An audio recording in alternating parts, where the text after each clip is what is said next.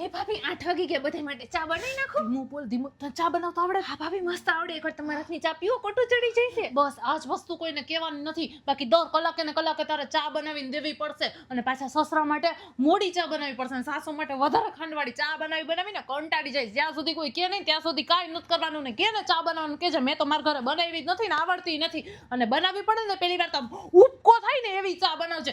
મને તો શું કોઈ કહેવા વાળું હતું ને એટલે મારા બધું ઢવડા કરવા પડે. પણ તને તો કહેવા વાળી જ ને, મારું માન છે એટલે તાર કઈ કામ નહીં કરવું પડે હે ને. એ ભાભી લાવો, કપડા હોય તો ધોઈ નાખું. અરે મારી બોરી દેરાણી નવી નવી જો ને. આમ જો આ છે ને હાથેથી કપડાં ધોવાના જ નહીં, વોશિંગ મશીનમાં જ નાખવાના. સાસુમાં તો કહેશે કે જરાક હાથેથી કપડાં ઘસી નાખવાનો, પણ ઘસવાના જ નહીં. પહેલી વાર ધો ને તો જરાક સાસુમાની સાડી ફાડી નાખજે. એટલે એકવાર મેણા ટોણા મારશે પણ પછી કહેશે નહીં કામ.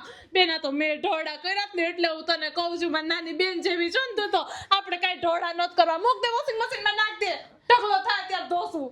હે ભાભી આજે રાતે જમવામાં કંઈક નવીન બનાવો, મને મસ્ત આવડે છે. પિઝા કે પાસ્તા કે એવું. અરે બેન આ લોકોને એવું કાંઈ નવીન બનાવીને નો ખવડાવ. બાકી શનિ રવિ આપણે બહાર હોટલમાં જવાનું ટળશે. બધા એમ કહેશે કે વહુ બેટા તમારું સારું બને, તમે જ બનાવી નાખો ને. કોક મહેમાન આવશે ને એટલે કહેશે કે વહુ બેટા કંઈક નવીન બનાવો ને. ફરમાઈશું ચાલુ થઈ જશે. બેન તો નવરી નહીં થાય ઢોળા કરી કરીને. મને તો કોઈ કહેવા વાળું નતું, પણ બેન તારી યાર અન્યાય નહીં થવા દઉં. મારી નાની બેન જેવી જ છો ને તું તો. તમે સરસ મારા મોટા બેન જેવા છો. મને બહુ મસ્ત જેઠાણી મળ્યા છે. થેન્ક યુ દીદી. જા જા આરામ કર મારી બેન જા.